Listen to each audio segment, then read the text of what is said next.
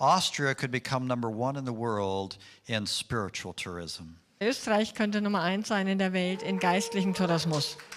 The world should come to sit at your feet to learn how to connect with the heart of God.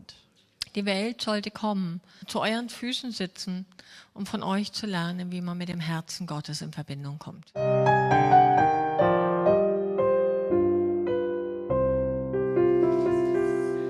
This morning I shared about the beauty of Austria.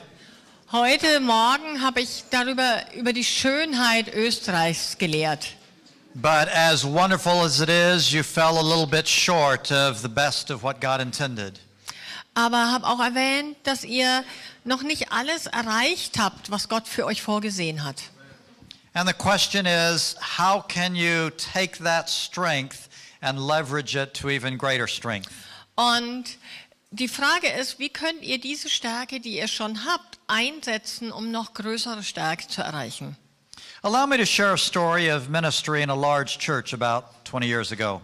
Ich möchte euch eine Geschichte erzählen, die vor 20 Jahren in einer großen Gemeinde passiert ist.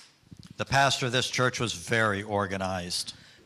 Der Pastor dieser Gemeinde war sehr gut organisiert. He wanted me to minister to all of his staff in one day. Und er wollte, dass ich jedem einzelnen Mitglied seines Teams an einem Tag lang diene. Husband and wife together. Immer Ehemann und Ehefrau zusammen. So every 30 minutes I had another couple sitting in front of me. Und er hat es getaktet und alle 30 Minuten saß ein anderes Ehepaar vor mir. I had to meet them, figure out what was wrong with them and fix it in 30 minutes. Und mein Job war, innerhalb von 30 Minuten mich mit ihnen zu treffen, rauszufinden, was kaputt war und es zu reparieren. Well, this one couple came in and he began to talk. Und es kam ein Ehepaar rein und er fing an zu reden. He talked for 10 minutes. Und er hat 10 Minuten lang geredet. Without taking a breath. Ohne auch nur einmal Atem zu holen. 25 minutes he was showing no signs of running down. Und nach 25 Minuten hat er immer noch nicht, also gab es keine Anzeichen davon, dass er aufhören würde. And I was concerned because I had a job to do, you know. Ich meine, ich war ein bisschen besorgt, weil ich hatte ja einen Job, eine Aufgabe, die ich erledigen musste. Finally, at 28 minutes, I just interrupted him in the middle of the sentence and said, "Can I talk?" Und nach 28 Minuten habe ich ihn unterbrochen, mitten im Satz, und habe gesagt, darf ich reden? And in 90 seconds, I told him something that I had seen about his spiritual life. Und in 90 Sekunden habe ich ihm erzählt, was ich in seinem geistlichen Leben gesehen habe. He was amazed and overwhelmed and excited and grateful. Und er war total überwältigt und dankbar und sonst was. He repeatedly said this was the single most important day of his entire life. Und er sagte immer wieder, es war der wichtigste Tag meines Lebens. And I'm thinking, you're really small if this much fills you up to overflowing. Und ich dachte, Mensch, du bist aber ein Mensch, der so quasi ganz wenig Kapazitäten hat, wenn 90 Sekunden dich schon zum Überfließen bringen.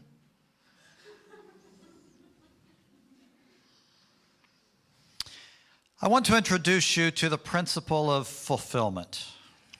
Und ich möchte euch das Prinzip der Erfüllung oder des Vollfüllens erklären. Let's look at your potential. You have 100 units of potential. Also, lass uns mal wieder so in Zahlen denken. Ihr habt 100 Punkte Potenzial. If you unpack 30 units of your potential, that means you're going to have 70 units of futility in your old age.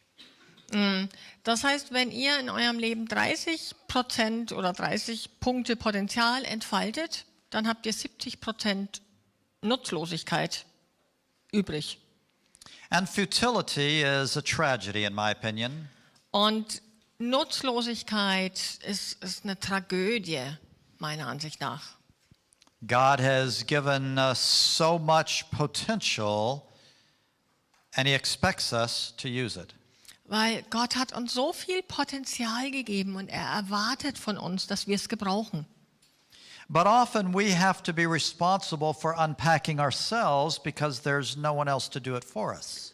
Und manchmal ist es leider so, dass wir verantwortlich dafür sind, das selber zu entfalten, weil niemand anderes da ist, der es für uns tut. Let me illustrate it this way. Ich möchte es so illustrieren.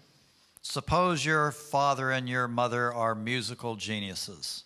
Mal angenommen, dein Vater und deine Mutter sind musikalisch Genies.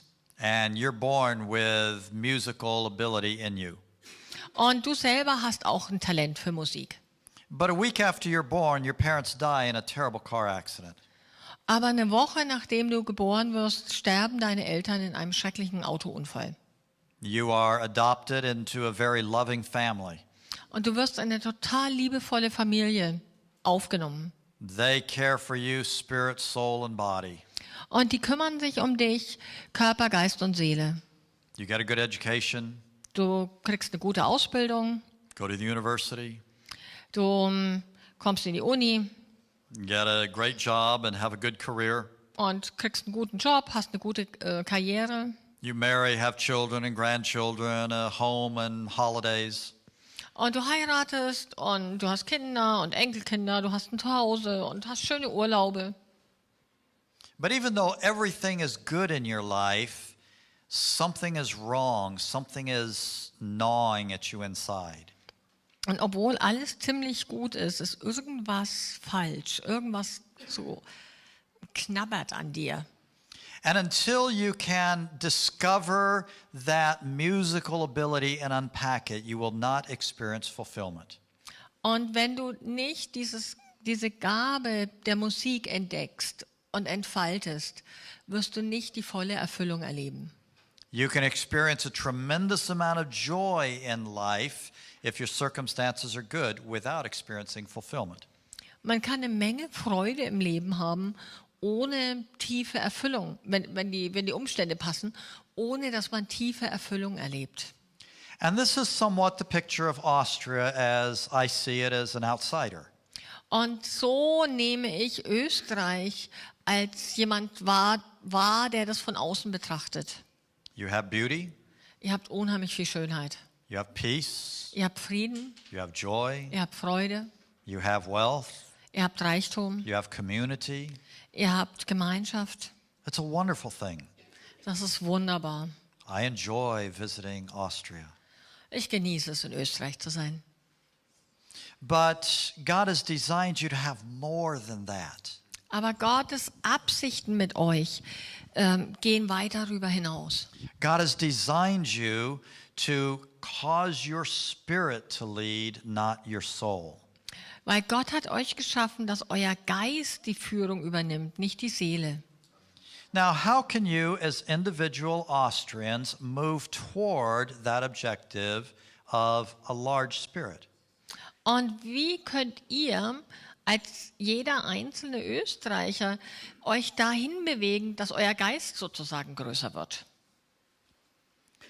I believe the first step is for you to overtly, consciously ask God to unpack you. Und das eine ist, dass ihr ganz bewusst, fast übertrieben bewusst Gott fragt und bittet, dass er euren Geist entfaltet, dass euer Potenzial entfaltet. And you do that knowing that it's probably going to mean pain. Und dass ihr das in dem Bewusstsein tut, dass es wahrscheinlich Unbequemlichkeit oder Schmerz mit sich bringt. David is a classic example of that. David ist ein ganz typischer Fall davon. Beispiel dafür. He was in the palace, the king was jealous, it was messy. Er war im Palast, der König war eifersüchtig auf ihn. Das war ein ziemliches Durcheinander. And in order to simplify his life and to get more peace, he ran away. Und um sein Leben zu vereinfachen und mehr Frieden zu haben, rannte er weg. He went to Moab and requested political asylum. Er ging nach Moab, hat dort politisches Asyl beantragt The king gave it to him. und es ist ihm von dem König gewährt worden. He moved his entire family out of Judah to Moab so that Saul wouldn't kill them in revenge. Und er hat seine ganze Familie aus Juda nach Moab übersiedelt, damit Saul die nicht töten würde aus Rache. They got political asylum too. Die haben auch politisches Asyl bekommen. And now David just could sit back and relax until King Saul died and he became the king. Und David hätte jetzt sich zurücklehnen, Däumchen drehen und abwarten können, bis Saul stirbt und er König wird. And once he had his life nicely arranged around peace, God interfered. Und als das gerade so nett und bequem und gemütlich war, hat Gott das Ganze durcheinander gebracht. God said, I want you to go back to Judah. Gott sagte, zurück nach Juda.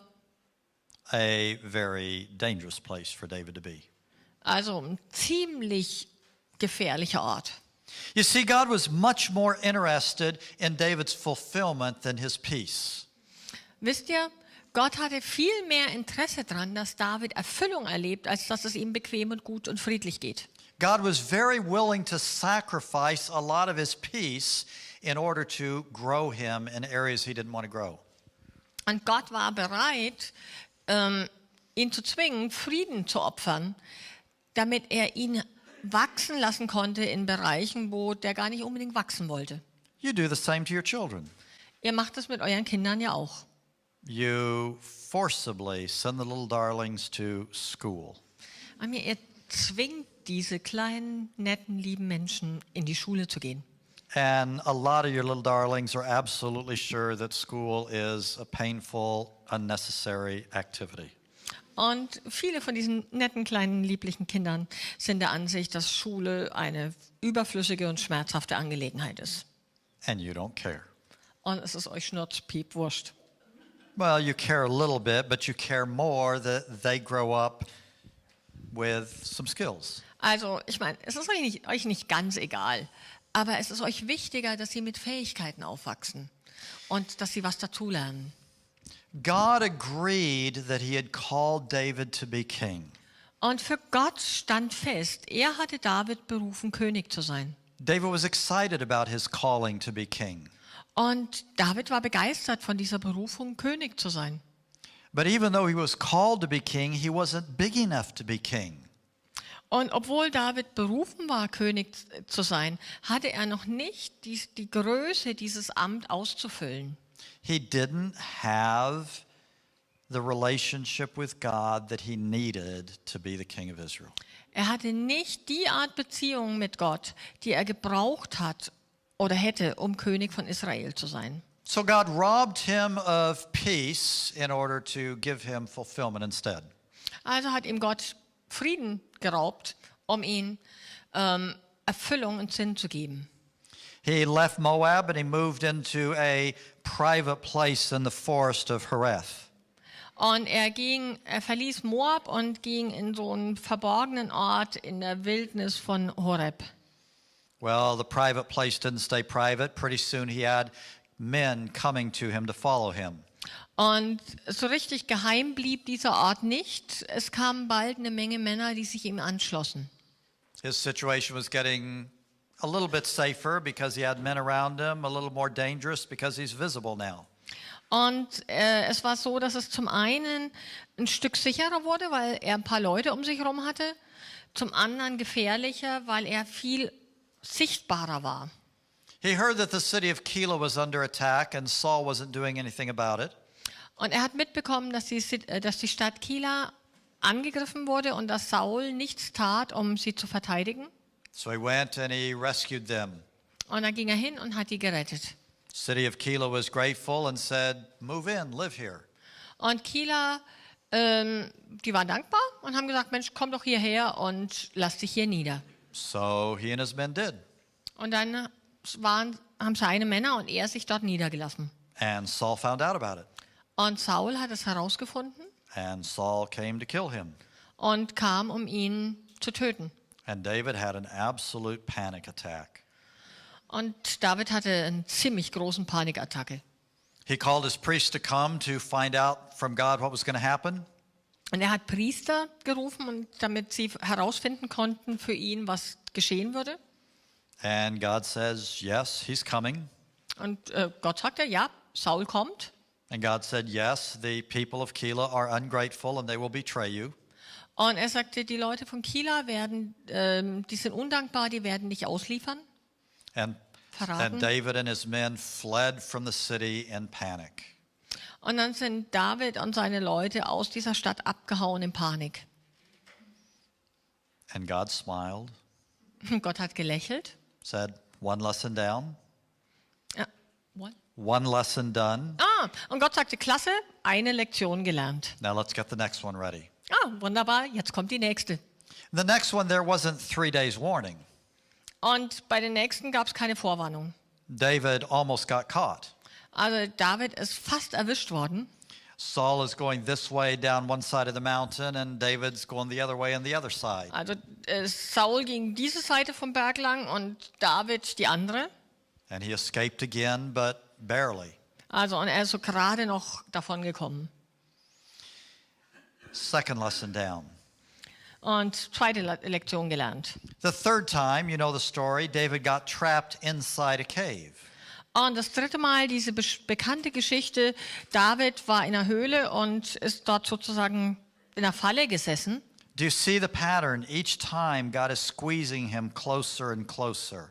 Und wisst ihr, also wenn man da hinguckt, erkennt ihr vielleicht das Muster. Gott treibt ihn immer mehr in die Enge. And as unpleasant as it was, David was learning how to trust God. Und so unangenehm sich das auch anfühlte, David lernte Gott zu vertrauen.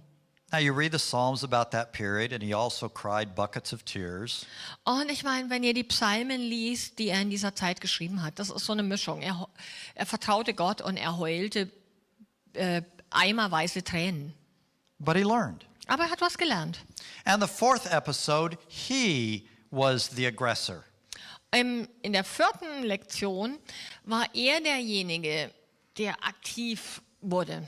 He walked into the midst of the camp, and he took Saul's spear and water bottle from by his head and walked out again. Also er ist mitten in das Lager von Saul reingegangen, hat seinen Speer und seinen Wassertopf genommen und ist damit abgehauen.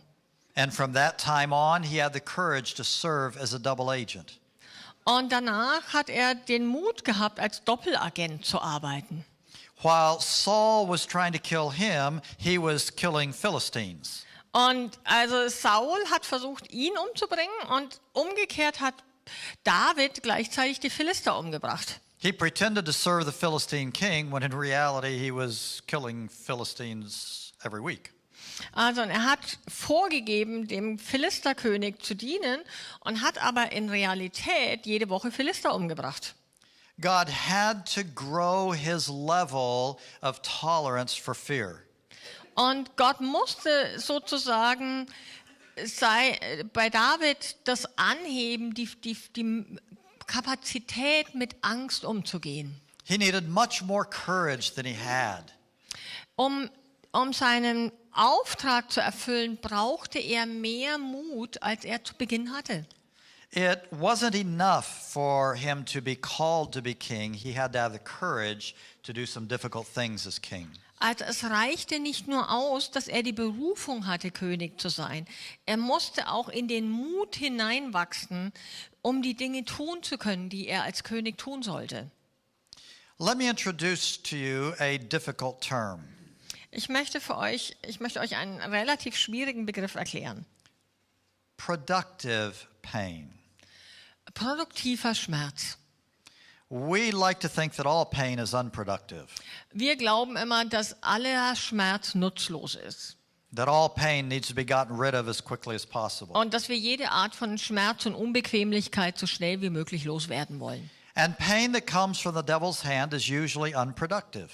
Und Schmerz, der vom Teufel kommt, ist in der Regel nicht fruchtbringend.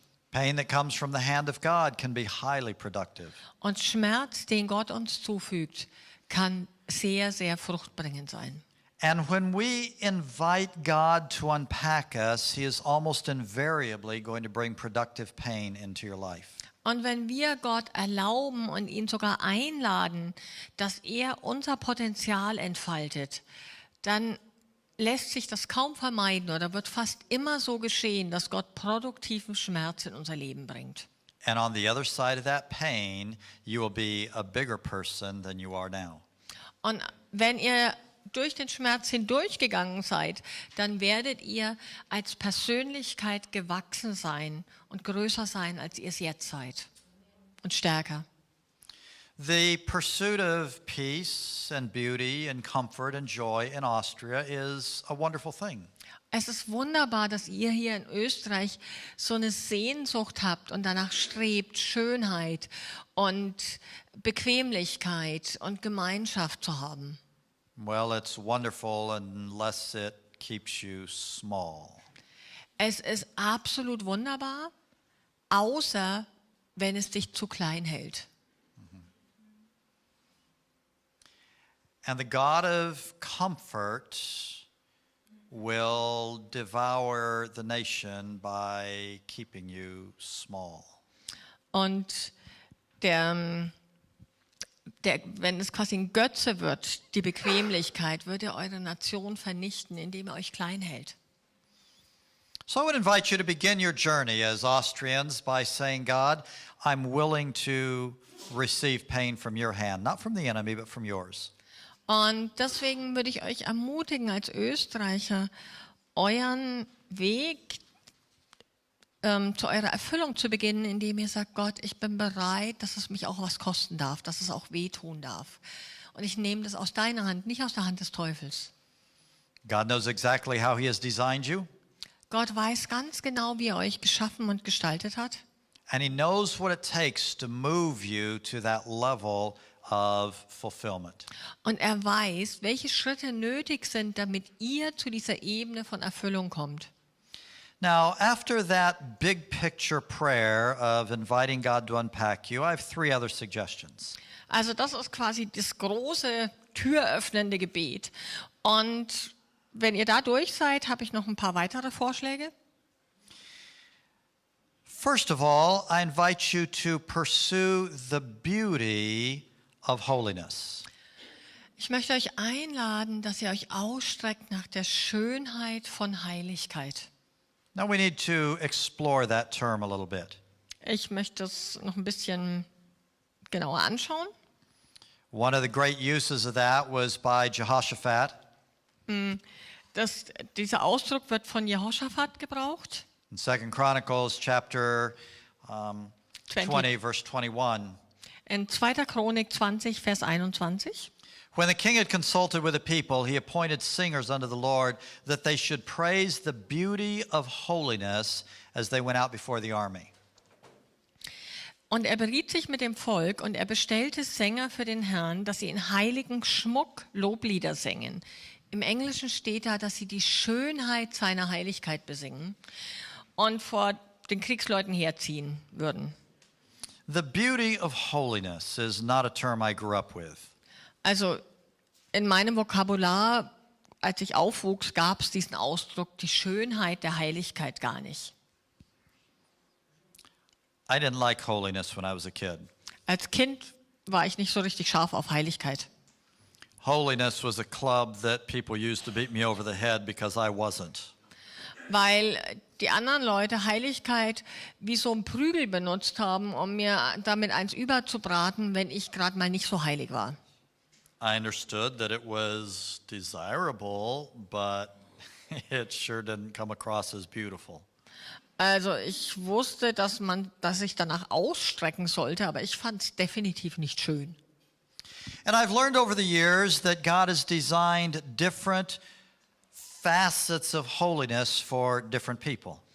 Und ich habe im Laufe der Zeit entdeckt, dass es verschiedene Aspekte von Heiligkeit gibt für verschiedene Menschen. Let's walk through a few of those that you're familiar with. Ich möchte euch ein paar erstmal sagen, die ihr wahrscheinlich kennt. Isaiah chapter 6. Jesaja 6. The prophet saw God high and lifted up, Der Prophet sah, wie Gott hoch und erhoben war. and he became profoundly concerned about his lips. Und er wurde so ein bisschen unruhig wegen seiner Lippen. He cried out to God for holy speech. Und er schrie zum Herrn und bat ihn um heilige Lippen, um heilige Sprache. For many of us, our mouth is a bit of an enemy. Für viele von uns ist unser Mund ein Feind von. Words just have a way of jumping out of our mouth without permission and getting us in trouble. Also wir haben so einen Mund, aus dem plötzlich Worte rausspringen, die uns dann Schwierigkeiten bereiten. But that's not the only expression of holiness in Scripture. Aber heilige Lippen ist nicht der einzige Ausdruck von Heiligkeit in der Schrift. There's other passages, about 20 of them, talking about holy clothes. Und es gibt etwa 20 Ausdrücke, 20 Stellen in der Bibel, die von heiligen Kleidern sprechen. Do you have a theology of the holiness of clothes? Habt ihr eine Theologie, die auch die Heiligkeit von Kleidung beinhaltet? I know a number of kids who change their clothes repeatedly during the day, and it makes their mother very upset. Ich kenne einige Kinder, die wechseln ihre Kleidung mehrfach am Tag und das macht ihre Mutter richtig begeistert. But that might be a spiritual calling for some. Aber es könnte tatsächlich sein, dass sich darin eine geistliche Berufung ausdrückt. Seriously, there's 25 passages in Scripture that talk about washing clothes. Und es ist tatsächlich so, in 25 Schriftstellen wird das Waschen von Kleidung erwähnt. And for some, the expression of holiness in their clothing could be a place where God meets you. Und es kann tatsächlich sein, dass die Art und Weise, wie man sich kleidet, die Heiligkeit darin, ein Weg ist, Gott zu begegnen. What about all the passages that talk about lifting up holy hands? Und dann gibt es diese ganz vielen Bibelstellen, die von heiligen Händen sprechen, die wir hochheben sollen. What would it look like for you to spend an entire week protecting your hands from anything unholy? Wie wäre es, wenn du eine ganze Woche lang deine Hände davon abhältst, was Unheiliges zu tun? Paul talks about our feet and the feet being beautiful when we bring good tidings. Und Paulus spricht davon, dass von unseren Füßen, dass die wunderbar sind, besonders dann, wenn wir die gute Nachricht bringen. There's a number of passages that talk about our heart being holy. Dann gibt es ganz viele Schriftstellen, die davon sprechen, dass unser Herz heilig ist. God has designed different people to respond to different areas of holiness. Und Gott hat Menschen so gemacht, dass uns bestimmte Aspekte von Heiligkeit besonders wichtig sind oder ansprechen. There's two areas of holiness that he has led me to. Und für mich gibt es zwei Bereiche von Heiligkeit, die in meinem Leben eine große Rolle spielen. The first is sound. Sound? Sound. Ja, das erste hat mit Gehör zu tun. For a long time I have been very sensitive to what comes in my ears. Und für eine ganz lange Zeit war ich extrem sensibel dafür, für das, was über meine Ohren reinkommt. I don't listen to much news or commercial music at all. Und ich höre mir wenig Nachrichten an und auch relativ wenig kommerzielle Musik. And for a number of years, God led me to do a word fast on the first day of every month. Und eine ganze Weile lang hat mich Gott so geführt, dass ich am ersten Tag des Monats Worte gefastet habe, also keine Worte gelesen. That means I did no words at all for 24 hours. Das heißt, 24 Stunden lang habe ich keine Worte in mich aufgenommen. I didn't speak. Ich habe nicht gesprochen. I didn't listen to others. Ich habe anderen nicht zugehört. I did not read. Ich habe nicht gelesen. I just sat silently before the Lord. Ich habe einfach nur still vor dem Herrn gesessen. That verse, be still and know that I am God, moved me deeply. Und dieser Vers, sei still und erkenn, dass ich Gott bin. This is not a discipline that everybody needs to do. Und es gibt noch was anderes, was jeder tun kann. This was the flavor of holiness that ministered deeply to me. Oh, Entschuldigung, ich habe es falsch verstanden. Das ist nicht das, was jeder tun soll, sondern es war die Art von Heiligkeit, die mich besonders angesprochen hat. For other people, it would just be a burden. Für andere wäre das wahrscheinlich nur eine Last gewesen. But in that place of holiness, of stillness, God met me again and again. Aber an diesem Ort der Stille und der Heiligkeit ist Gott mir immer und immer wieder begegnet. Sometimes God would speak to me for hours. Manchmal hat Gott dann stundenlang zu mir geredet. Other times he would be silent all day and there would be just one sentence, but it would be transformational. Und manchmal war Gott den ganzen Tag lang ruhig und hat nur einen Satz gesprochen, aber der hatte transformierende Kraft. And for me, the beauty of holiness is a deep, deep personal thing. Und für mich die Schönheit der Heiligkeit ist was zutiefst Persönliches. The second area where God has drawn me towards holiness is with time. Und der zweite Aspekt, in dem Gott mich zur Heiligkeit gezogen hat, ist Zeit. For reasons that I can't explain, the spiritual cadence of my life every year begins in December 1st, not January 1st. Und für Dinge, die mit meiner Biografie zu tun haben, beginnt für mich das Jahr auf einer geistlichen Ebene immer am 1. Dezember, nicht am 1. Januar. So every year I take December 1st, 2nd, and 3rd, and I'm alone with the Lord. Und deswegen nehme ich quasi zu meinem persönlichen Jahresanfang immer 3 Tage, Dezember 1 bis 3, und nehme mir da Zeit für den Herrn. I look at the last year and find out how God felt about it. Ich schaue mir das letzte Jahr an und schaue an, wie Gott sich, rede mit Gott, wie er sich darüber fühlt. And I get my instructions for the coming year. Und ich hole mir von ihm Anweisungen für das nächste Jahr. And it has become a deeply anticipated moment for me, or season. Und für mich ist das so eine Zeit, der ich richtig mit Erwartung entgegenschaue. Initially, God asked for 3 days every year, and I gave them out of obedience. Am Anfang war es so, dass Gott mich gebeten hat, ihm diese 3 Tage pro Jahr zu geben. Und ich habe es so aus Gehorsam rausgemacht. The obedience is long gone. Und mittlerweile ist das mit dem Gehorsam Now nicht mehr it's nötig. desire. Es ist einfach mein Wunsch. And I usually spend a week, not 3 days. Und ich habe das auf eine Woche ausgedehnt meistens, nicht nur 3 Tage. Because that cadence of holy time at the beginning of December each year is a compelling thing for me. Weil dieser Rhythmus von heiliger Zeit am Anfang jedes Jahres, für mich, es ist einfach so lebenspendend. You have so much beauty in your nation. Und ihr habt so viel Schönheit in eurer Nation. I honor you for the beauty that is there.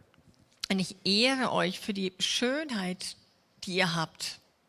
But imagine adding one more, and that is the beauty of holiness in your life. Aber stellt euch mal vor, was geschieht, wenn ihr zu dem, was schon da ist, noch die Schönheit der Heiligkeit dazufügt. Understanding that each one of you has a different kind of holiness that you're made for. Und das aber in dem Verständnis, dass jeder von euch eine andere Art von Heiligkeit oder Heiligkeit auszudrücken hat, weil ihr so gemacht seid. For me, it's sound and time. Für mich ist das ganz viel eben mit Klang und und Zeit. But it's a profound part of my intimacy with God to meet Him in those areas of holiness. Und das ist für mich ein ganz, ganz wichtiger Aspekt meiner Intimität mit Gott, ihn auf diese Art und Weise zu begegnen. So ask God, Also frag Gott einfach, where is the beauty of holiness that you want to teach me according to my design? und wo ist die Schönheit der Heiligkeit, die du mich lehren willst und die zu mir passt, so wie du mich geschaffen hast? There's another tool you can use to enlarge your spirit. Es gibt noch ein Werkzeug, das ihr benutzen könnt, um euren Geist zu vergrößern. And that is to learn how to receive from land. Und das ist, dass ihr lernen könnt, etwas von dem Land zu empfangen, auf dem ihr euch bewegt. We have a recent theology of the defilement of land. Wir haben in der letzten Zeit so einiges an Theologie entwickelt, wie Land verunreinigt werden kann. And there's some validity to that. Und es hat jetzt seine Berechtigung. Bloodshed defiles the land. Blutvergießen verunreinigt das Land. Idolatry and adultery defile the land. Götzendienst und Ehebruch verunreinigt ein Land. There's a lot of stuff that will defile land. Gibt eine Menge Zeug, was Land verunreinigt. But there's a foundational principle that drives me, and that is the fact that God was there first. Aber es gibt so ein Prinzip und das ist für mich, das treibt mich ziemlich an und das ist einfach, dass Gott zuerst da war. Before the first sinner walked on any piece of land, God had left an imprint of his nature on every piece of land around the world. Und noch bevor irgendeine Sünde kam, hat Gott so eine Art Fußabdruck oder Abdruck seiner Gegenwart auf jedem Stück Land auf dieser Erde hinterlassen. All land is not created equal. Und nicht alles Land ist gleich gemacht. There's different flavors in land in different places. Und jedes Land hat so eine bestimmte Charakteristika an verschiedenen Orten. And so often your spirit has been trying to tell you that and your soul has been contradicting it. Und ganz oft war es so, dass euer Geist versucht hat, euch was über das Land zu sagen, auf dem ihr euch bewegt. Und eure Seele hat das abgewimmelt. That happened to me. Das ist mir oft passiert. I had an interest in the state of Wyoming. Ich habe mich irgendwie für das Bundesland Wyoming interessiert. And for about 20 years, anytime I had a bad experience at work or a bad day at home, I'd say, I'm done, I'm going to move to Wyoming. Und also irgendwie so eine ganz lange Zeit habe ich, wann immer ich irgendwie einen schlechten Tag hatte oder es auf Arbeit schief ging, habe ich gedacht, ach, mir reicht's, ich ziehe nach Wyoming. And it was the family joke, Arthur in Wyoming. Also es war irgendwie so ein Familienwitz, Arthur und sein Ding mit Wyoming. Nobody took it seriously, least of all me. Und kein Mensch nahm das ernst und ich auch erst recht nicht. And my soul explained it this way. Und meine Seele hat mir das so weg erklärt. When I was a teenager, I read a really interesting story about a boy and a horse in Wyoming. Und meine Seele hat es so erklärt, also als ich Teenie war, habe ich so eine richtig interessante Geschichte gelesen über ein Pferd und Wyoming. And I thought it was just romanticizing that story. Und ich habe irgendwie gedacht, na, meine Seele romantisiert diese Geschichte.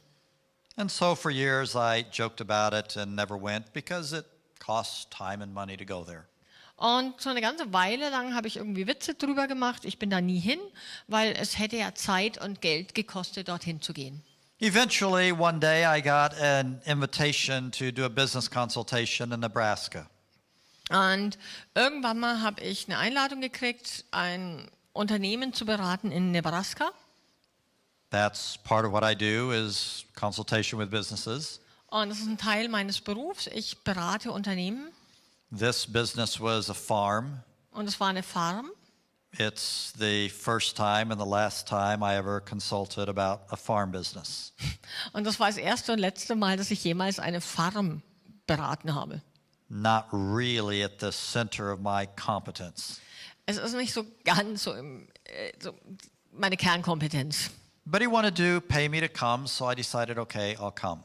Aber die wollten, dass ich komme und die wollten mich dafür bezahlen, dass ich komme, also habe ich beschlossen, ich komme. Now, he farmed in Nebraska, Und er hat in Nebraska die Farm gehabt, but he was on the absolute western edge of Nebraska. aber er war so quasi an der absoluten Westgrenze von Nebraska. His property went right up to the state line of Wyoming. Und sein Land ging bis an die Grenze von Wyoming ran. I thought, okay, he's paying for the transportation. I'm going to throw an extra day in and check out this Wyoming thing. Und er hat gedacht, na okay, gut, der Typ zahlt, dass ich komme, der zahlt die Reisekosten. Ich werde mir einen extra Tag ranhängen und diese Wyoming-Sache mal der nachgehen. So I went. Und ich bin hingegangen I drove. und ich bin da rumgefahren I explored. und habe das entdeckt Found some areas of Wyoming I don't care for at all. und habe ein paar Ecken von Wyoming entdeckt, die mich kein bisschen interessieren. Found some that were interesting. Habe ein paar entdeckt, die ich interessant fand. And I found one area where God met me in a way I've never been met before.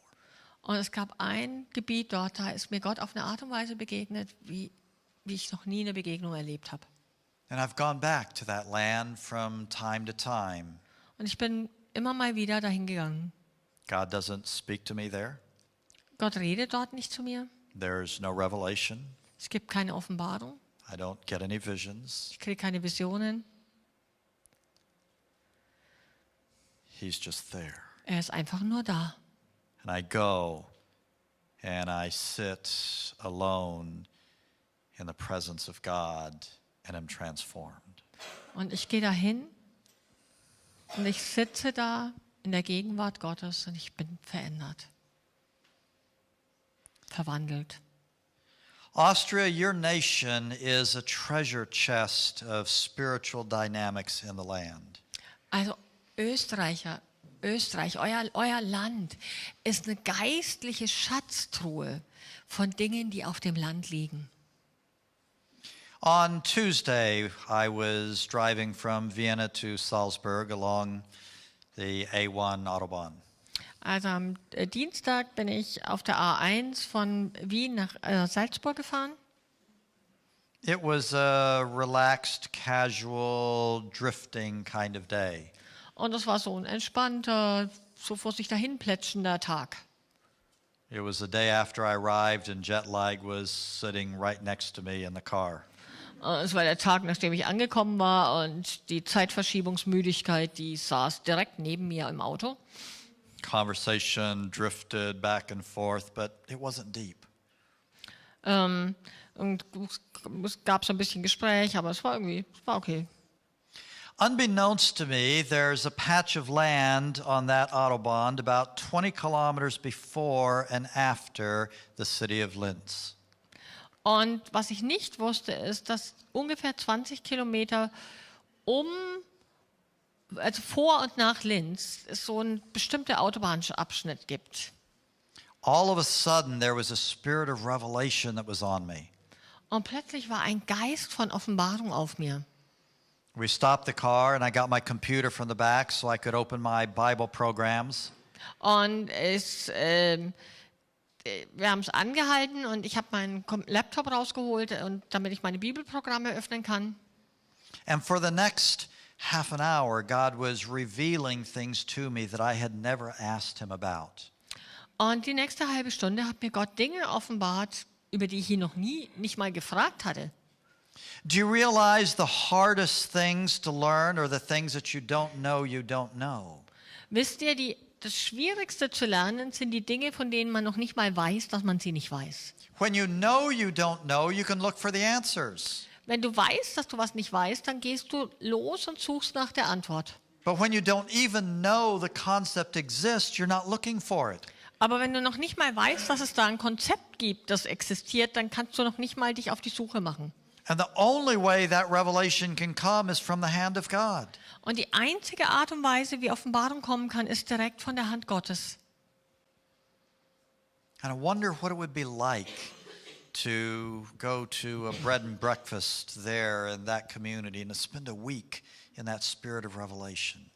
Und ich frage mich, wie das wohl sein wird, in dieser Gegend mal eine ganze Woche in einem kleinen Hotel zu verbringen und einfach in dieser Offenbarungsatmosphäre zu sein. How about Vienna? Wien. I mentioned to you earlier that Vienna has an anointing for legacy. Und ich habe schon vorhin erwähnt, dass Wien eine Salbung hat für Erbe, für was zu vererben. Do you realize legacy matters deeply to God? Also ihr wisst wahrscheinlich, dass etwas weiterzugeben, weiter zu vererben, Gott sehr, sehr viel bedeutet. Many people in Scripture have named themselves after God. Viele Menschen in der Schrift haben sich nach Gott benannt. If you see any name in Scripture beginning with J-O, that's some name derivative of God. Und wann immer ihr in der Bibel einen Namen habt, der mit J-O anfängt, das ist eine Ableitung vom Hebräischen für Gott. So Jehoshaphat and Joash and all those other names were named after God. So, Jehoshaphat, Joas und all die anderen, diese Namen, das ist quasi, die haben sich nach Gott benannt. But there's only one time that God chose to name himself after mankind. Just once. Aber es gab nur ein einziges Mal, dass Gott sich entschieden hat, dass er sich nach einem Menschen benennt. The God of Abraham, Isaac, and Jacob. Der Gott Abrahams, Isaaks und Jakobs. The God of the man who had a passion for legacy. Der Gott, der sich nach dem Mann benennt, der eine Leidenschaft hat für Erbe. The tri-generational God. Der 3-Generationen-Gott. The God who invested deeply in Abraham and said, I know he'll teach his children after him these things. Der Gott, der tief in das Leben von Abraham investiert hat, weil er wusste, der würde seine Kinder nach ihm lehren. I was in Vienna for less than 24 hours. Ich war weniger als einen Tag in Wien. Jet lag wasn't in the seat next to me, it was sitting on my shoulder. Also und die Zeitverschiebungsmüdigkeit, die war nicht im Sitz neben mir, die saß im Nacken. And even with my brain all foggy, I realized that I was thinking long term while I was there. Und obwohl mein Gehirn so ein bisschen vernebelt war, habe ich festgestellt, ich denke über Langzeitperspektiven nach, wenn ich dort bin. I was planning for 50 years after my death. Und ich habe Dinge mit Gedanken gemacht, über was 50 Jahre nach meinem Tod sein wird und wie ich dafür planen kann. Because there's a spirit of legacy on that land. Weil da so ein Geist von Vererbung auf dem Land ist. If you have a ministry, if you have a vision, what would happen if you went to Vienna and spent a week there before the Lord? Wenn du einen Dienst hast, was würde geschehen, wenn du eine Woche in Wien bist und dort Zeit verbringst? Untersberg. Untersberg, ne? Ja. You well understand the gifting there. It is for power.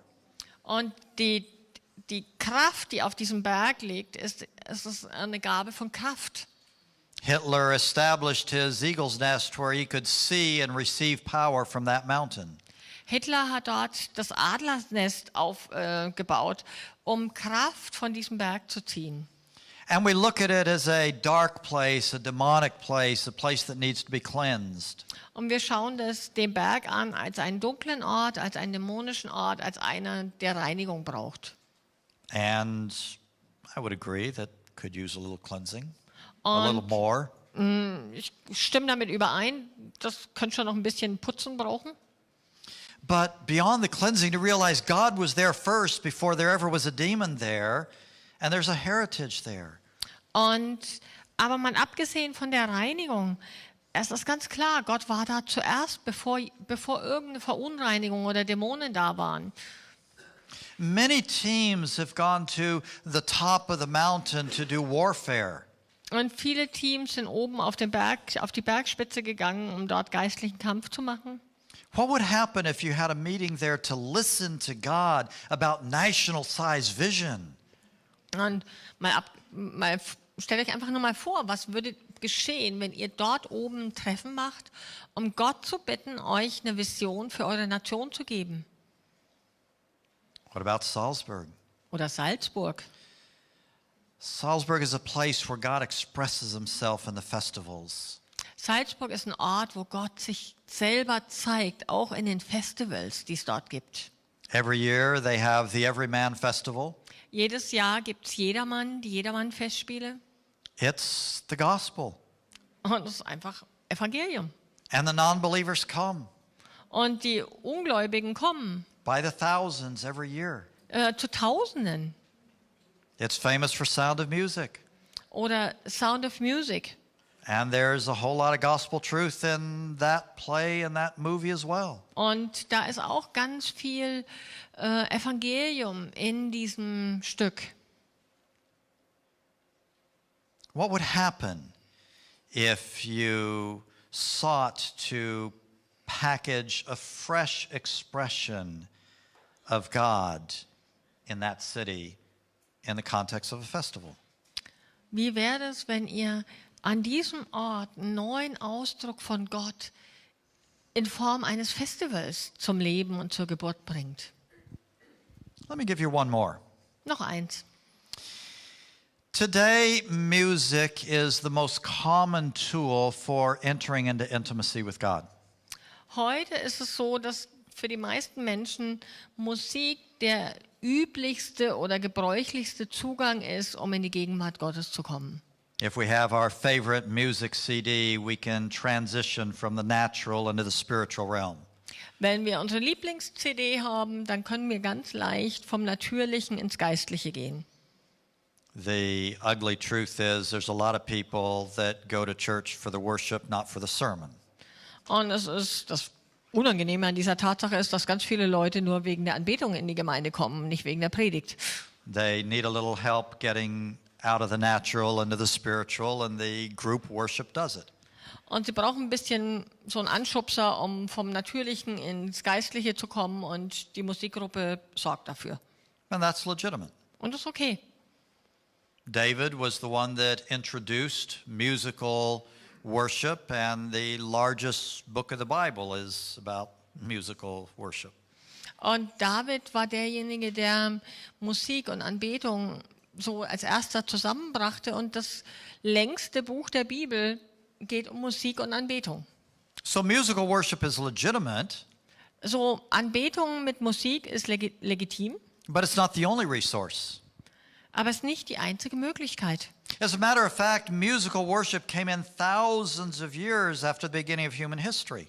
Also Anbetung durch Musik ist erst ein paar tausend Jahre nach dem Beginn der Geschichte entstanden. What was the tool that God gave mankind to transition from the earthly into the spiritual before that? Was war die Art und Weise, die Möglichkeit, die Gott Menschen gegeben hat, vom Irdischen ins Himmlische zu kommen, bevor das mit der Musik erfunden wurde? It was food. Es war Essen. In the Garden of Eden, the fall had to do with food. Der Sündenfall hatte was mit Essen zu tun. The issue with Cain and Abel had to do with food related to the sacrifice. Die Problematik zwischen Kain und Abel hatte mit Essen in Form von Opfer zu tun. And the sacrifices were designed to be a place where people met God around food. Und die Opfer im Alten Testament waren so aufgebaut, dass Menschen eigentlich Gott begegnen sollten in dem Kontext von Essen. A few sacrifices were whole burnt offerings where everything was burned up. Es gab ein paar Opfer, wo wirklich alles verbrannt wurde, But the majority of them weren't that way. aber die meisten Opfer funktionierten anders. Part of the insides of the animal went on the fire. Ein Teil von dem Innereien der Tiere wurde verbrannt. One piece of the sacrifice went to the priests. Ein Stück vom Opfer ging an den Priester. And then all the rest of the food was for you to gather your family and friends and have a party and connect with God around food. Und der Rest vom Opfer, der wurde verteilt unter Familien und Freunden, damit man sich zusammen versammelt um Gott herum und Gott und miteinander genießen würde. One of the passages that I've never heard anybody preach on except me Es gibt so eine Bibelstelle, wo ich noch nie jemanden außer mir selbst habe darüber predigen hören. is Deuteronomy 14. Ist 5. Mose 14. God tells the Israelites to take 1/3 of their annual tithe and to use it for a party in Jerusalem. Und Gott sagt den Israeliten, nehmt 1/3 eures jährlichen Zehntens und macht damit eine Party in Jerusalem. And he specifically said it was to be a food-based party, Und er sagte, es soll eine Feier sein mit richtig gutem Essen and it was to be fine food. und leckeres Essen, Delikatessen. They were to buy whatever their heart desired in food and wine to celebrate God richly. Und der Auftrag Gottes an sie war, dass sie kaufen sollten, worauf sie am meisten Lust hatten in Bezug auf Essen und Wein, und ein reiches Fest feiern sollten. God has designed food to be a spiritual experience, not just a physical experience. Gott hat Essen so gemacht, und es ist seine Absicht mit Essen, dass es eine geistliche Erfahrung, es auch eine geistliche Erfahrung sein soll, nicht nur eine physische. You move from the Old Testament with its incredibly complex ceremonies to the New Testament. Und man geht vom Alten Testament mit seinen extrem komplizierten Verordnungen und Zeremonien zum Neuen Testament. And the New Testament simplified to two ceremonies, Und das Neue Testament hat es auf 2 Zeremonien baptism and Holy Communion. heruntergebrochen. Das eine ist die Taufe und das andere ist das Abendmahl. And in the early church, Holy Communion wasn't a crumb of a cracker and a sip. Also und in der frühen Gemeinde war Abendmahl nicht so ein Bruchstück von einer Oblate und dann noch so ein Schlückchen Wein. The bread and the wine came out of a full meal. Sondern es war Teil von einer ganzen Mahlzeit. And then you move to eternity. Und dann werft mal einen Blick in die Ewigkeit. We only have one symbol that we're involved in eternity that we know about. Es gibt nur ein einziges Symbol in Ewigkeit, von dem wir wissen. And it's the marriage supper of the Lamb. Und das ist das Hochzeitsmahl des Lammes. Not an exchange of rings.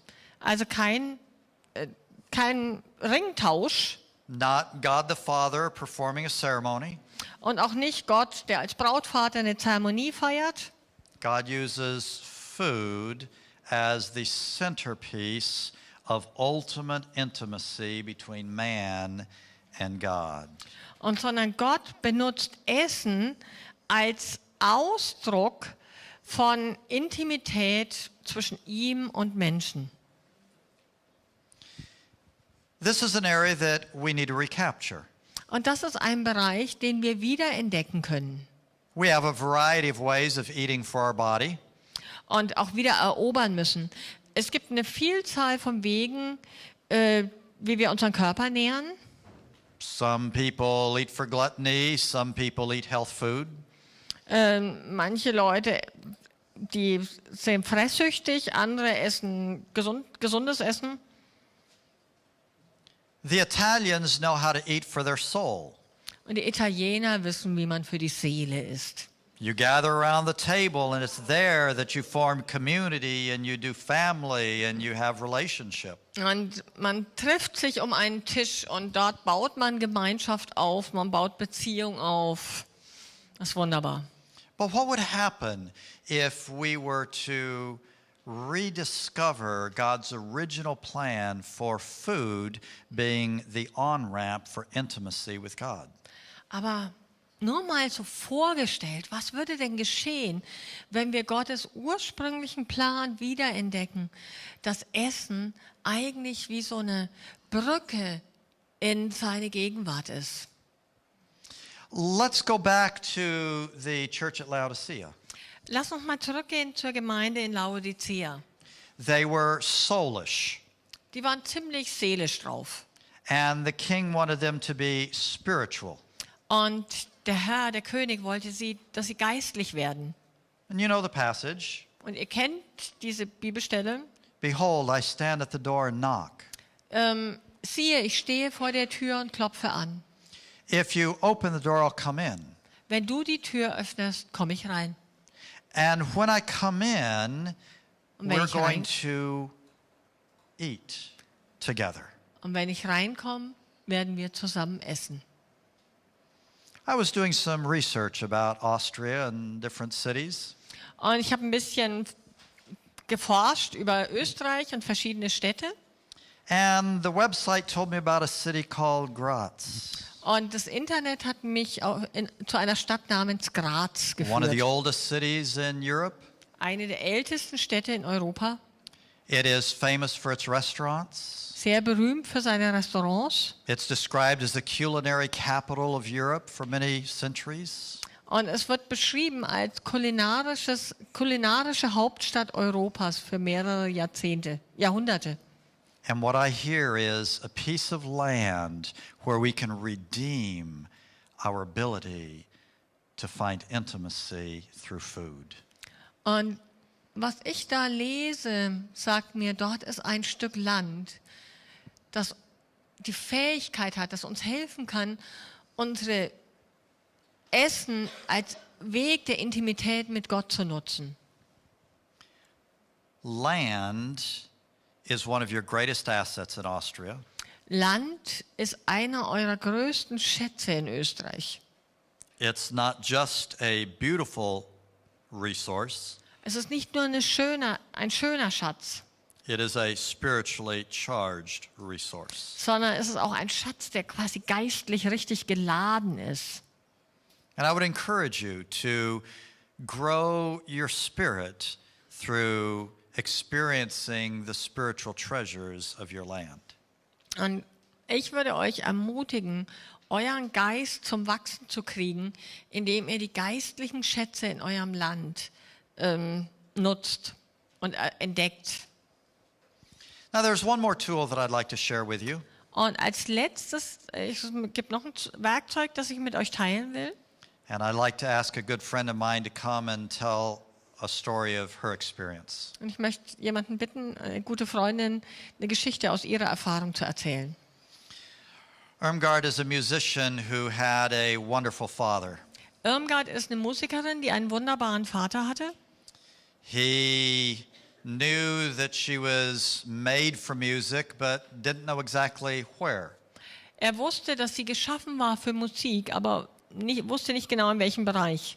If I remember the story correctly, he tried to have you learn guitar, Und er wollte ursprünglich, dass sie Gitarre lernt. and she wanted nothing to do with something as common as a guitar. Und sie wollte nichts so Gewöhnliches lernen wie Gitarre.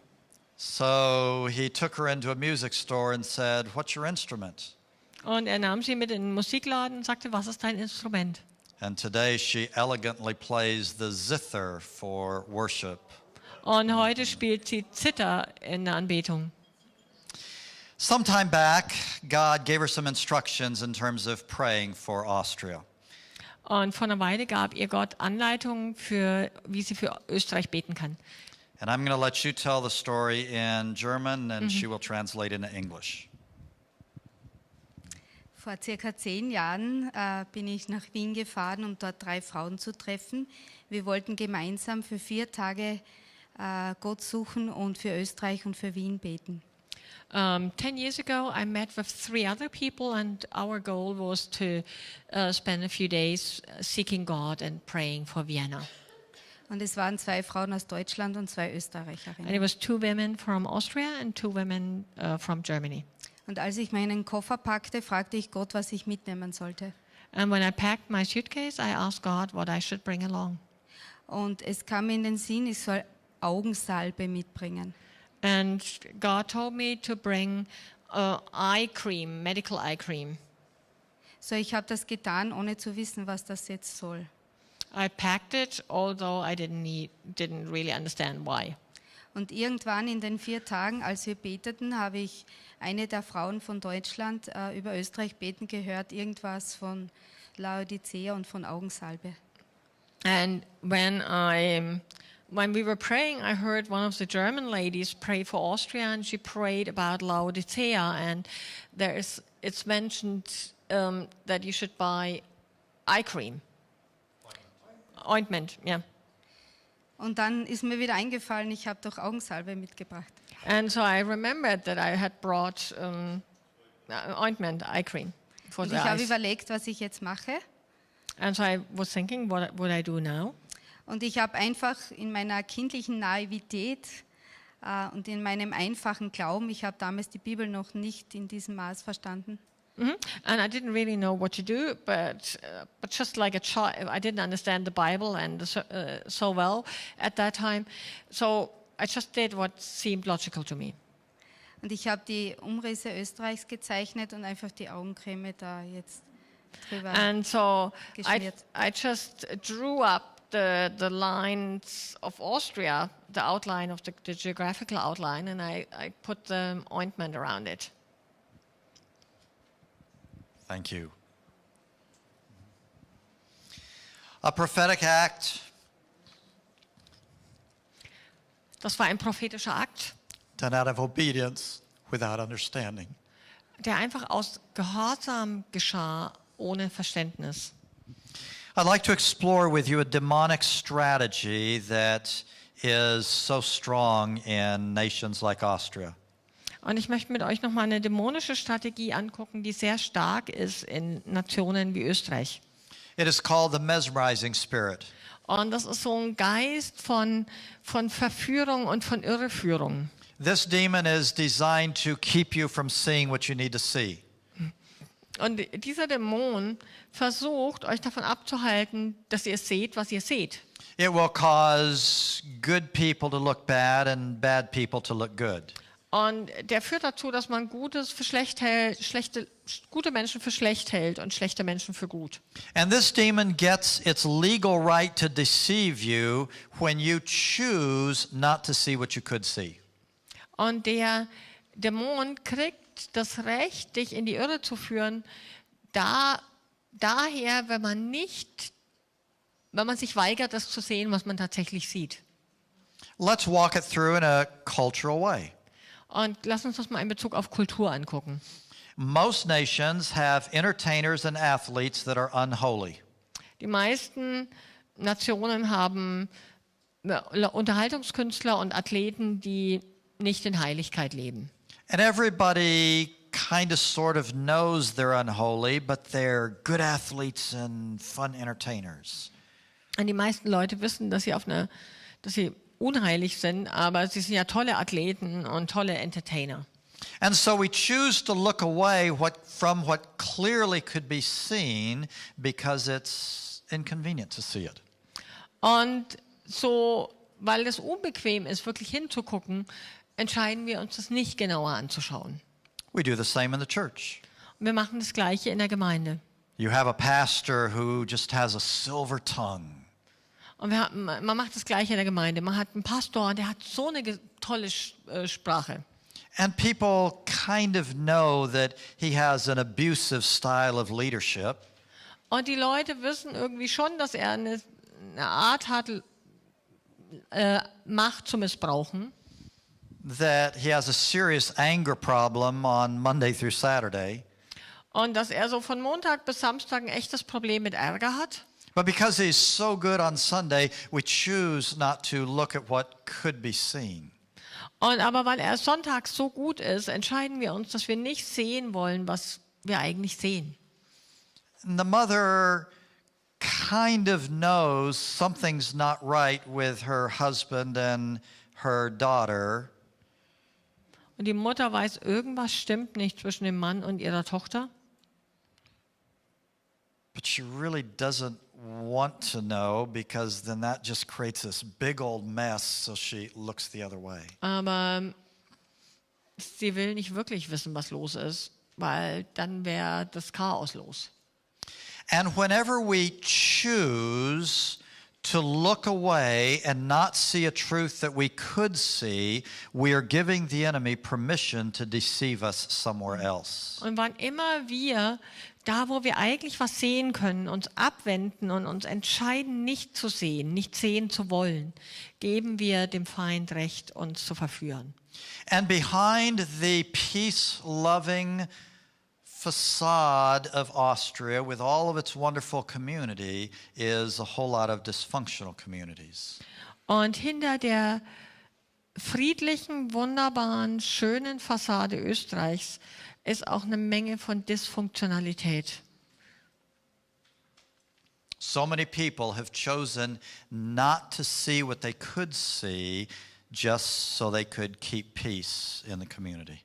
Und so viele Leute haben einfach sich entschieden, nicht zu sehen, was man eigentlich sehen kann, nur damit der Frieden in der Gemeinschaft gewahrt bleibt.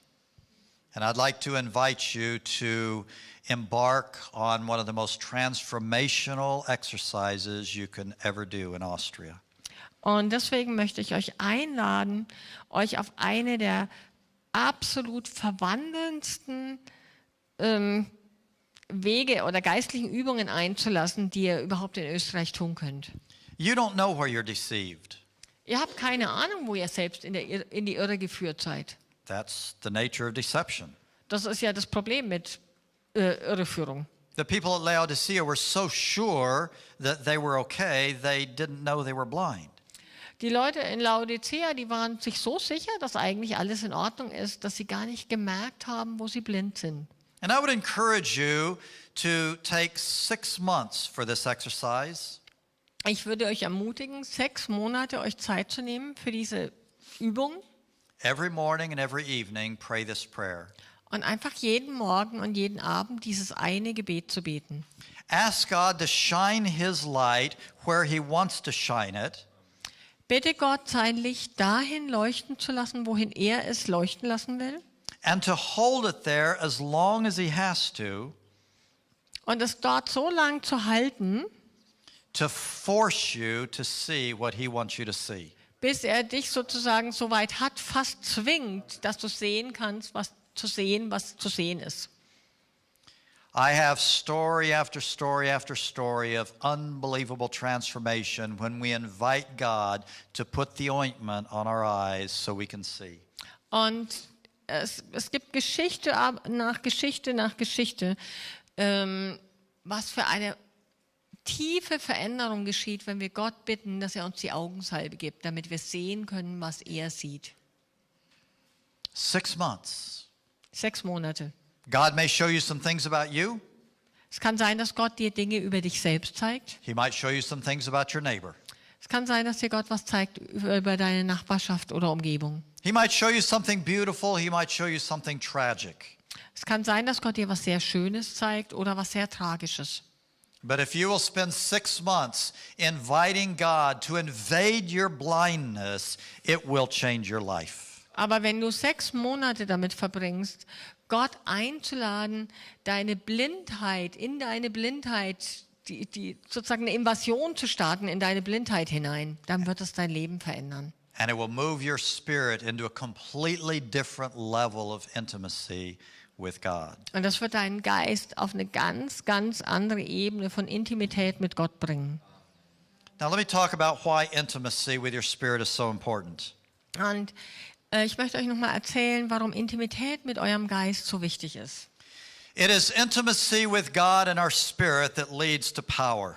Es ist Intimität mit Gott im Geist, die zu Kraft führt. The world as we know it now is rapidly becoming very ugly. Die Welt, wie wir sie jetzt kennen, die wird mit zunehmender Geschwindigkeit ziemlich hässlich. There are crises looming in many different directions. Also überall brechen Krisen auf. Very few of us here are going to die in peace of old age. Wenige von uns werden im Frieden und im Alter sterben. And we need power. Und wir brauchen Kraft. Many people are pursuing the power of God, Viele Leute strecken sich nach der Kraft Gottes aus. but we tend to have a disconnect in the body of Christ between intimacy and power.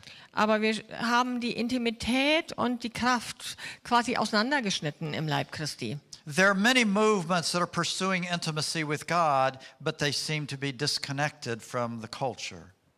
Es gibt viele Bewegungen, die sich nach Intimität mit Gott ausstrecken, aber die sind irgendwie wie abgeschnitten von der ganzen Gesellschaft und Kultur. And there are many others that are pursuing the power of God, but they don't know the heart of God. Und dann gibt es andere Bewegungen und die suchen die Kraft Gottes, aber die sind wie abgeschnitten vom Herz Gottes. In Revelation 19, God shows us the sequence. Und in Offenbarung 19 zeigt uns Gott die Abfolge. And it's vital to take that chapter as a single unit, not as 2 stories. Und es ist wichtig, dass man das als Einheit liest und nicht als zweigeteilt. It begins with a story of the marriage supper of the Lamb. Und es beginnt mit dem Hochzeitsmahl des Lammes. The church, the bride, is dressed in the purity of righteousness. Die Gemeinde, der Leib Jesu ist gekleidet in der Gerechtigkeit und We come in Reinheit. and we meet the King of Kings who is dressed in a crimson robe. Und wir begegnen dem König der Könige, der in einem majestätischen Gewand gekleidet ist. And there is the intimacy of the marriage ceremony. Und da ist die Intimität dieser Hochzeitszeremonie. But then immediately the story transitions from intimacy into power. Aber dann verwandelt sich diese Geschichte sofort von Intimität zu Kraft. We get up from the marriage supper of the Lamb and we mount the white horses. Wir stehen auf vom Hochzeitsmahl des Lammes und besteigen die Pferde. We ride through the portal from eternity into time. Und wir reiten durch diese Pforte von der Ewigkeit in die Zeit. And the King leads us into the battle of Armageddon. Und der König leitet uns in der Schlacht von Armageddon. And the devil is defeated. Und der Feind ist geschlagen. Jesus Christ refuses to do that alone. Christus weigert sich, das alleine zu tun. He refuses to take on Satan with his own power. Er weigert sich, Satan mit seiner eigenen Macht zu bekämpfen. He will only do it with the church. Er wird es nur mit seiner Gemeinde tun. But we come to the place of power through that place of intimacy. Aber wir kommen zu dem Ort der Kraft durch den Ort der Intimität. John the Apostle is an amazing story of that. Johannes, der Apostel, der zeigt eine kraftvolle Geschichte davon. He is well known as the apostle who Jesus loved. Er ist bekannt als der Apostel, den Jesus liebt. 1 John is about intimacy at a very deep level. 1. Johannes ist über Intimität auf einer sehr tiefen Ebene. And the apostle John was deeply hated by the Roman Emperor Domitian. Und Domitian, der römische Kaiser, hat den Apostel Johannes zutiefst gehasst. Eventually, during his reign, he was captured. Und während seiner Herrschaft wurde Johannes gefangen genommen. Domitian planned a public event. Und Domitius hat ein öffentliches Ereignis geplant. John was going to die a slow, horrible death. Und er wollte Johannes einen langsamen, qualvollen Tod sterben lassen. They brought in a large pot and filled it with oil. Die brachten einen großen Behälter und füllten ihn mit Öl. They built a fire under it until it was boiling. Und machten ein Feuer und warteten, bis das Öl brannte. And the plan was to slowly lower John into a pot of boiling oil for him to die a horrible death.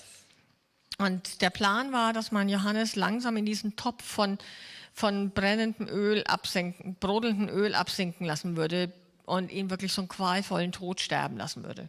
When the guards brought him in, he immediately began preaching to the crowds as loudly as he could. Und als die Wachen ihn brachten, fing er an, zur Menge zu predigen, so laut er konnte. And as they put him in the contraption and began to lower him into the oil, he continued to preach. Und während sie ihn in dieses Öl hinabließen, hat er einfach weiter gepredigt. And he didn't suffer and he didn't die. Und er starb einfach nicht und er litt nicht. He demonstrated a level of power over death as he continued to preach to the crowd. Und er hat eine Autorität über den Tod demonstriert und hat einfach weiter gepredigt. That's why he was exiled to Patmos. What do you do with somebody you can't kill? Also ich meine, deswegen haben die ihn nach Patmos geschickt, weil was machst du mit jemandem, den du nicht töten kannst? And thousands of people got saved that day that he didn't die on schedule. Und Tausende von Menschen wurden gerettet an dem Tag, an dem das mit der Ermordung nicht so geklappt hat.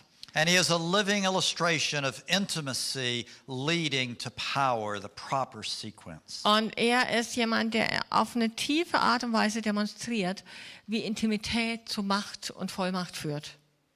In der richtigen Reihenfolge.